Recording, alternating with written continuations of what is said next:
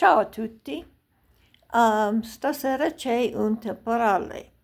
È una tempesta o un temporale in italiano? Non lo so.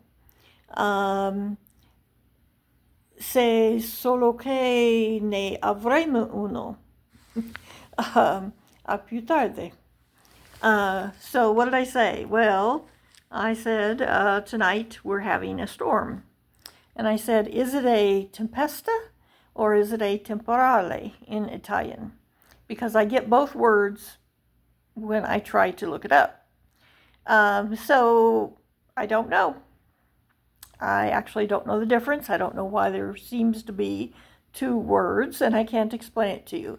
And then I said, all I know is that we're having one. And we are. So later.